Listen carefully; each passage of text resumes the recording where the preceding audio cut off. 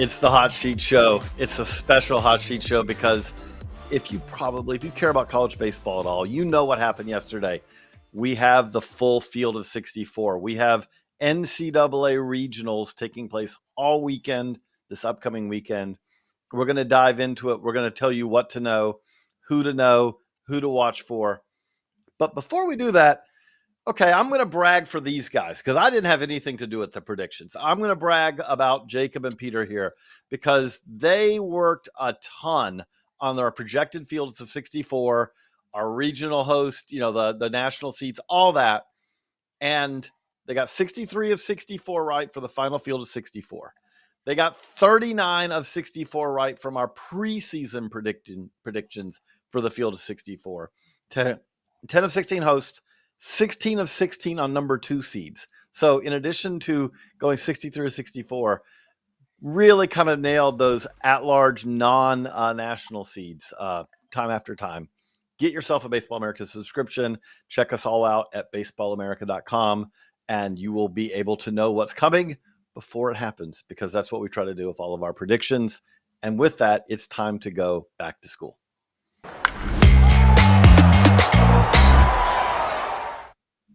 So, Jacob, Peter, we are sitting here now diving in every possible way to the College World Series as we get ready for Omaha, the field of 64. By the way, if you have questions, we love them. Ask them. We will try to get to them here. But we want to look at it big picture here a little bit. So who's some of the winners that stand out? I think the obvious one, and I feel like that this is something that we can say year after year, but the SEC, the Southeastern Conference, Jacob, they have to feel pretty good about themselves right now. The top 4 national seeds, 6 of the top 7, 13 teams get in. Why is the SEC a winner? I mean, this is another record-breaking year for a conference that has made a habit in the last several years of getting a lot of teams into the tournament. They did it again. This is, as we've talked about before, the toughest conference to play in baseball. There is no place in the country where it gets more difficult, and the NCAA selection committee decided to reward the league for that. We talked about Kentucky being the last team in, and you mentioned 63 of 64 on our final prediction. The one we got wrong was Kentucky. And the reason we got that wrong was because we just assumed that perhaps a team like Xavier was going to get some metric resume type stuff going for it, but it didn't. And I think the reason for that is very simply because Kentucky plays in the hardest league in the country. So the SEC is a winner, of course. It is every single season, this year more than ever before. So a historic win for that conference. But the fact even that it got its bubble teams in, and they weren't even really on the bubble, to me is the biggest win of all. Peter, along those lines, I just wanted to ask you with that, like along those lines, with Kentucky, this ended up not being that Kentucky got in. This is that Kentucky got in, and when they listed the last 4 in, Kentucky wasn't even one of the last 4 in. The selection committee seemed to say, no, Kentucky was an easy addition to this field. Yeah, and I think we kind of saw what was potentially coming in the first couple of minutes of the show when it was announced that Auburn earned a top 4 national seed over someone like in North Carolina who had just won the ACC tournament. It was kind of like, okay, this is how they're viewing the SEC this year. Kind of buckle up for a potentially record-breaking selection show, and that's what it was. The SEC took home 6 of the top 8 national seeds. They had 8 hosts in general, and their 13 at-large bids break an individual conference record. And I mean, with Kentucky, I think it goes to show how much the committee values simply playing in that conference alone. Obviously what you do in it matters, but it's clear that just playing in it is a very positive quality. They finished the season with a modest 29-24 overall record. 13 SEC wins, which is typically, kind of the magic number we refer to throughout the college season, is kind of the benchmark for teams in the conference to hit if it wants to, throw itself into the at-large conversation. But they also went one and done in Hoover. But I also think it's important to keep in mind they played the number 8 strength of schedule. Obviously, a byproduct of that is it's one of the byproducts of being in the SEC. But comparing their case versus that of other bubble teams, we felt as if, at least on the night before Selection Monday, and obviously, even a day after, we felt as if other teams had more of a compelling case. So One the thing other I'll thing I'll add point out here was, that I go ahead. sorry, Jay. Just one thing I think is really important to add here. I got a text from a mid-major coach in the immediate aftermath of the selection show that I thought was interesting, and he said that he thought Kentucky got into the field without being included in the last four simply because they play in the SEC. Peter just kind of alluded to that, but the strength of the conference on its own has done a lot of heavy lifting for these teams. I think that was the case in terms of determining who was in the top eight. I think that was the case in terms of determining who got a host seed. And then certainly for a team like Kentucky to get into the field and not really have to sweat it out in terms of were they last four in or were they not. So, this is a league that does a lot of the lifting on its own. I think a lot of college baseball fans look at that and they go, that's not really fair. I disagree. I mean, we're talking again about teams that are playing the consistently hardest schedules. You're playing against the best pitchers. You're playing against the most talented hitters. And I do think it's fair at the end of the day to reward those teams for that kind of performance. And that's exactly what we saw this year. So for me, the committee got the SEC right. Not only did they win, but this was the right way to go.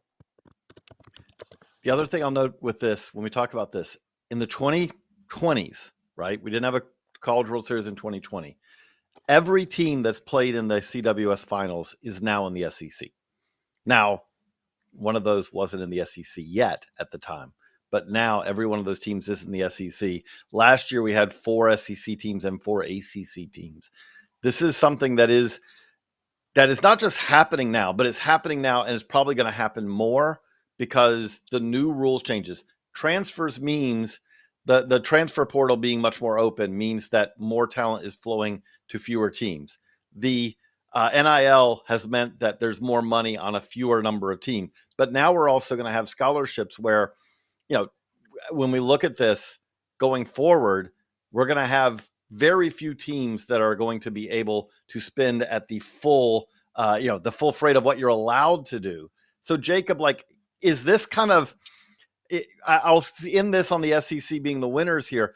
Is this something that's only going to get stronger or more significant as years go on? Do you think if we're talking about this on the Hot Sheet Show in 2030, are we possibly going to say that the SEC had a full sweep of teams that played in the finals for the decade? At the end of the day, it's hard for me to say that that's what's going to happen because I do think that there is a line that has to be drawn. And in this case, I think 13 or maybe 14 teams, which we had a shot at this year with how, Texas A&M season went until that Missouri series.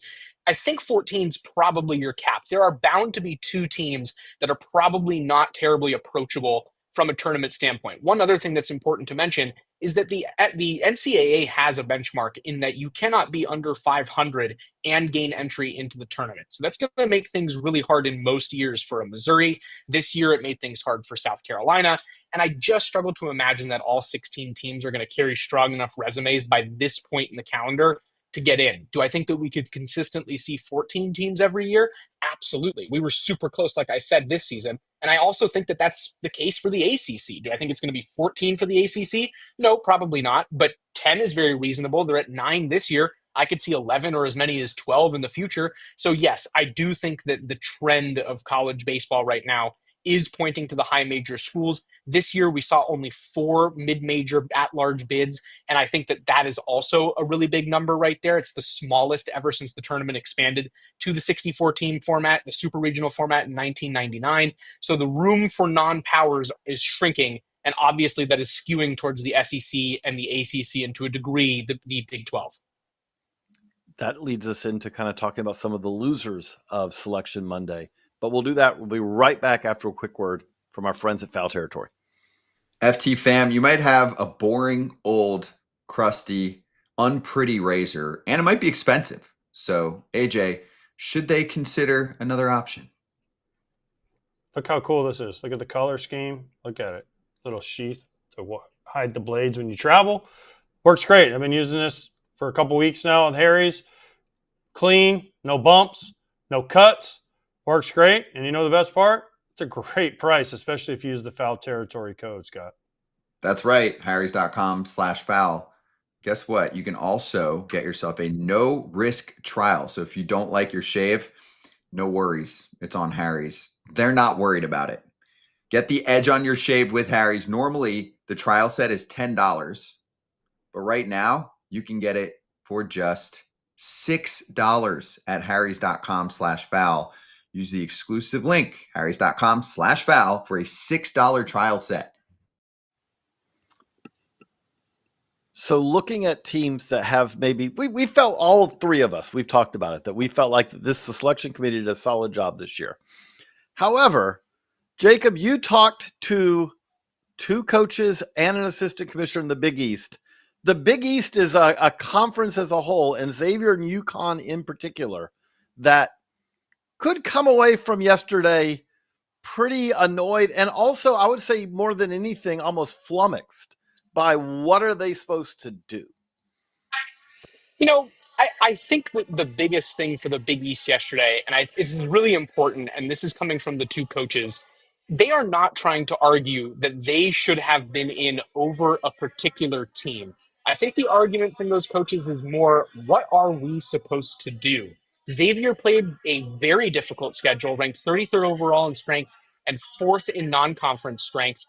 They didn't get in at number 39 in RPI. And so Billy O'Connor, their head coach, is left to wonder, well, if we aren't going to get in when we're challenging ourselves at the 4th highest level out of any team in the nation, what exactly is going to get us in? And subsequently, is it worth it for us to even challenge ourselves at that level? You could argue that them throwing their effort at beating a lot of these good teams, they played Vanderbilt, they played LSU, even Penn State at the end of the season when they put their rotation out against the Nittany Lions, that's a lot of energy spent. And if you're Xavier, I think you're probably kicking yourself for not exerting that energy in the conference tournament, which was clearly the only thing that was going to save a Big East team. That's why Creighton got in and UConn didn't either. So for Jim Penders and for Billy O'Connor, yes, this creates a ton of confusion as far as what the best path forward is. I don't think either of those coaches have those answers right now. And in talking to the league, they don't know either. They want to put together a spreadsheet right now of what things look like for mid-major teams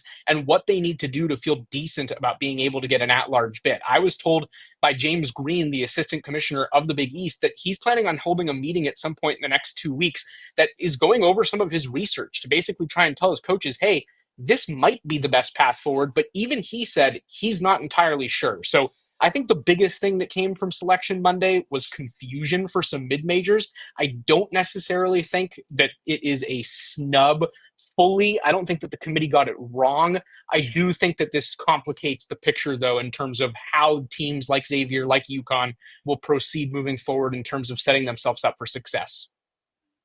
So furthermore, on teams that for me fell into that losers bucket, and I think better said into the, what more are we supposed to do bucket, Coastal Carolina at the number 13 overall seed after the season it's had was quite frankly baffling. The committee we've spoken about, the who they've had in, there aren't necessarily major gripes. There are certainly, quibbles and quabbles, especially with teams like Xavier and UConn compared to Kentucky. But how they had Coastal as the 13 overall seed after going 48-11, 26-4 in the Sun Belt. Their 26 conference wins are the most in program history. They're the double Sun Belt champs. They finished the season with an RPI of 8, the number 13 non-conference strength of schedule, and 15 quad 1 and quad 2 wins. If that's not the resume of a top 8 national seed, not necessarily even a top 8 national seed, but if that's what you do as a quote-unquote mid-major program, and let's not forget the Sun Belt, is a very good conference. Southern Miss is also hosting. Troy, until it played itself out of the at-large conversation in the Sun Belt tournament, was trending towards being a third team in the league. There are a number of solid teams throughout the conference. If that resume is, nets you the number 13 overall seed, I'm not sure what else you're supposed to do as a team that doesn't fall into that, non-Power 4 conference bucket to earn a higher seed. That was one that I was floored about on Selection Monday. Speaking of being floored, probably the most stunning thing, and by Selection Monday, it wasn't stunning, but if you'd have told any one of the three of us, or anyone really, I would say, who coached a Division I college baseball team at the start of the season, that Texas A&M would not just be hosting, but would not make the field of 64. They were our preseason number one, the first preseason number one to not make the tournament since 91. But Jacob, they weren't just the preseason number one. I believe that you talked to 50 coaches and you asked each one of them who their preseason number one was.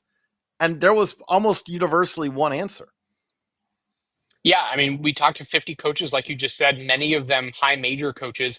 Every high major coach, and 41 of those 50 picked Texas A&M to win the national championship before the season started. Many of them didn't really even have to think about it. It was a pretty quick response, including from some coaches in the SEC who were going to face Texas A&M and whose teams probably still have a shot to go and win a national title. So, yeah, it's stunning that Texas A&M is not in the postseason at this point, especially with that roster. We know based on conversations with sources that that is not only one of the most talented rosters, but it's one of the most expensive. They shelled out quite a pretty penny in NIL to be able to put together this roster, really to be able to go and kind of shove it in the face of Jim Schlossnagle after he went to rival Texas.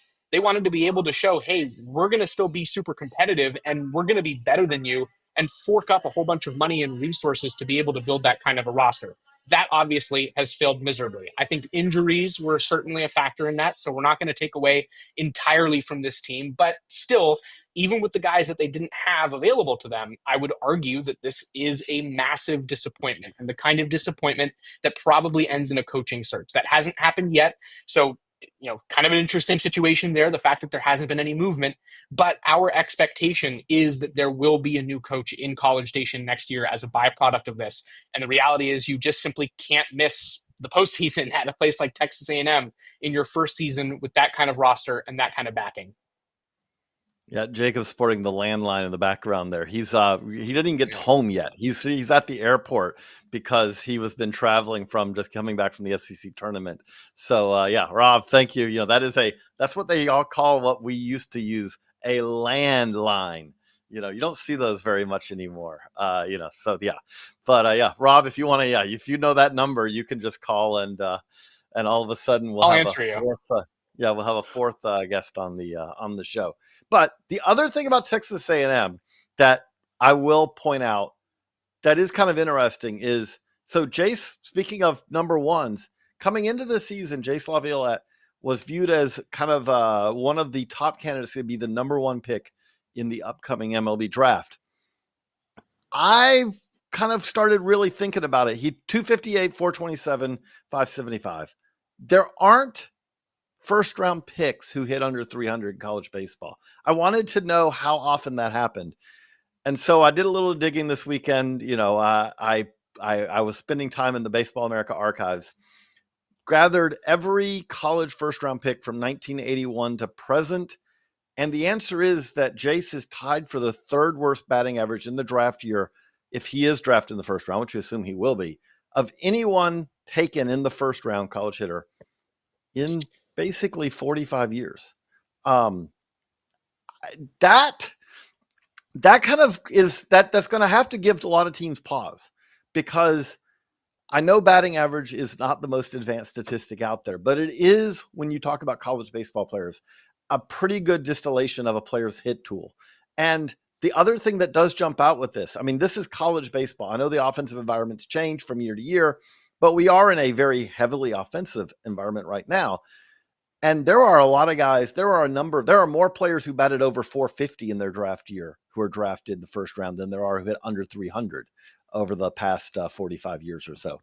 So that's going to be a number that really is a concern, especially because if you say, okay, well, what about the players who did hit under 300 in their draft year?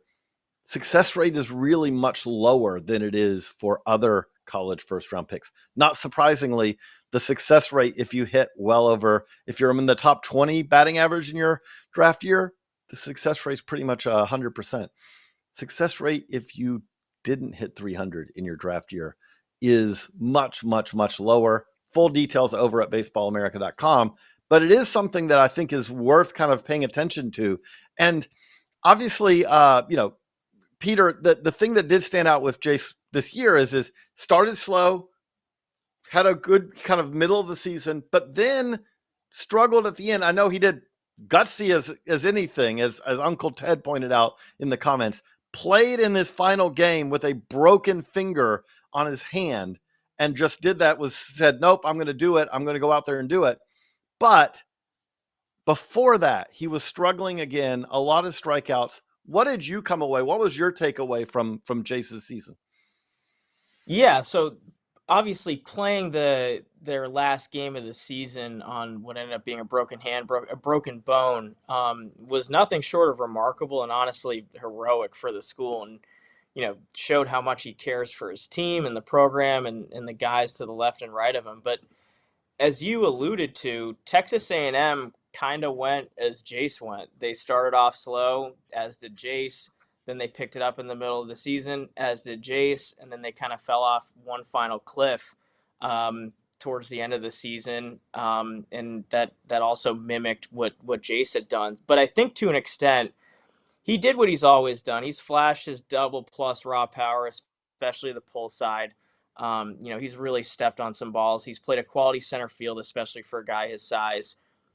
He's turned in above average to plus run times, which is plenty impressive given his stature of 6'6", 230. But I do question the hit tool. He made contact at just a 71% clip.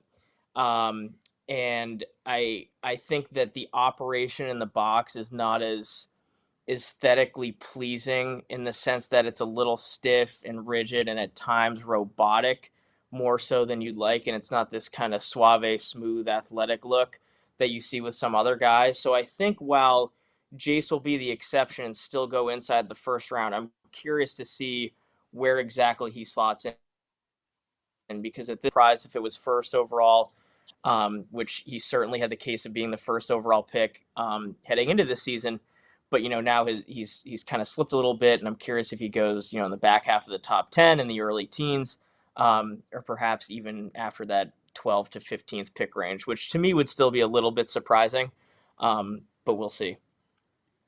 But okay, before we wrap this up, we do want to kind of take a look at, we've got the regionals coming up this weekend. If you don't know the format, if you're kind of a college baseball newbie, this is a little different. So this is the regionals. There are 4 teams. 1 team comes out, double elimination.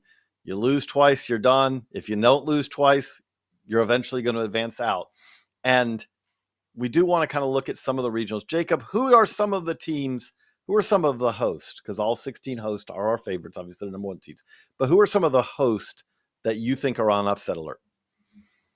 I'm going to spend a little bit of time talking about Georgia here, just because they're on that graphic right there, and you can see Georgia head coach Wes Johnson. I like Georgia a lot, and I want to start what I'm about to say with that. I think this is a really impressive Georgia team. I think it's fascinating how they built that team, and I'm going to have a story coming out about that on Friday over at Baseball America.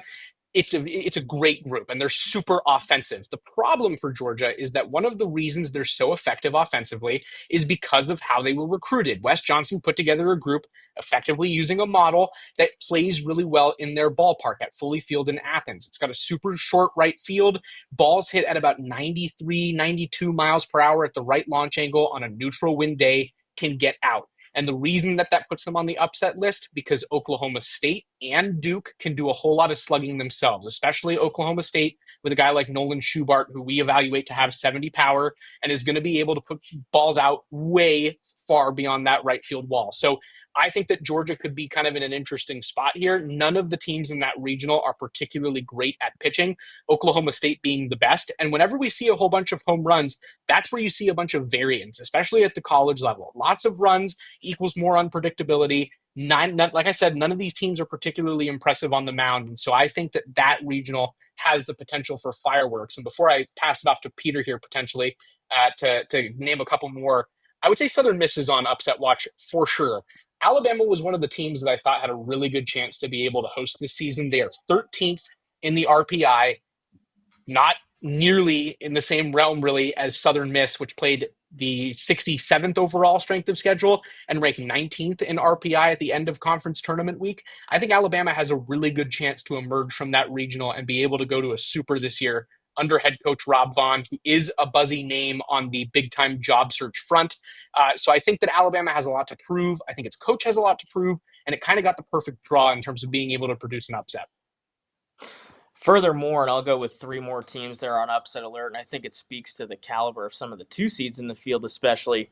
In order of their seeding, Oregon State and Corvallis, I have TCU circled as the winner of that regional. TCU, I felt like, had a very compelling case to host, and was a little surprised when it wasn't announced as a host site.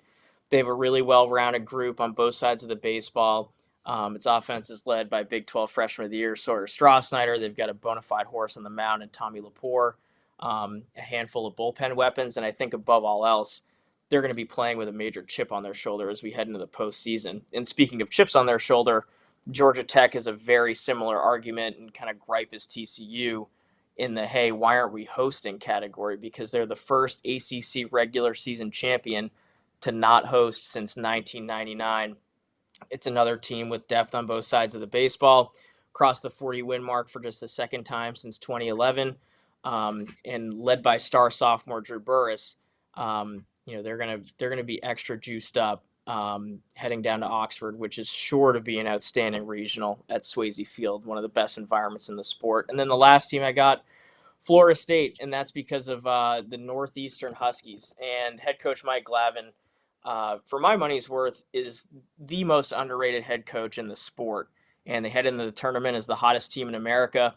They're in the midst of perhaps the best season in program history. Their 48 wins are both a new program record and also the highest total of any team nationally. And Northeastern, they can pitch it as well as anyone in the country, at least statistically. They rank first nationally in both team ERA at 2.92 and also team whip at 1.04. So I have the Huskies not only as a potential upset winner this weekend, but also an Omaha sleeper. So we have a viewer question. Trey also has his question about whether he has sleepers. Could St. Mary's or Columbia be sleepers to make super regional? What do you think, Jacob? I don't think so, just because of the regionals that they're in. I don't like Columbia's chances in a grouping that includes Southern Miss and Alabama, and you could say the exact same thing about St. Mary's. You have to take on Oregon State and TCU. Southern California's had a pretty solid season, bouncing back after a couple rough years, so I wouldn't really bet on that. But if you're looking for 4 seeds that might have a chance to make some noise, and there aren't a ton of them, so I think that that's important, my money's on Fresno State. That regional at UCLA is kind of forgiving. UCLA is not exactly the most convincing host of the 16. UC Irvine had a late stumble in the season. Arizona State was on the bubble. One of the last 4 teams in. I think that these Bulldogs can really pitch. They've been kind of rounded into form here late, and so that would be where my money's on with the 4s. Columbia, probably not so much with Bama, like I said, and I just don't think St. Mary's has the juice to get past a TCU or potentially an Oregon State. I do want to, before we wrap up, we need to mention number 1 national seed is Vanderbilt. Credit to Tim Corbin and the Commodores. Last year was really a down year for Vandy. They did make it in, but they were one of those 13-win SEC teams, then went 0 at the regional and out. A lot of questions at that time about, is the modern era just not the era for Vanderbilt anymore? You know, they don't have some of the advantages they had on the scholarship side and things like that. And here we are. Vanderbilt did retool, but they didn't change what they do. This is not a team that has – last year's team didn't have power. This year's team doesn't have power. Last year's team didn't have kind of one of those David Price or Walker Buehler type aces at the front of the rotation. This team's got good pitching, but it's the relief, the bullpen that really stands out. The defense is great. They play really well together, and here they are. We did not expect to see this a few weeks ago, but they are the number 1 national seed. So we did want to at least mention that also before we wrap this up. All the regional coverage, you can check it out at baseballamerica.com. By the way, if you enjoy this, obviously like and subscribe on the podcast feed or also on the YouTube. We also, if you enjoyed this, have a full college baseball podcast up on the YouTube channel. Check out all the prospect coverage at the BA YouTube channel, the BA website, and on the Foul Territory YouTube channel as well. For Jacob and Peter, I'm JJ. So long, everybody.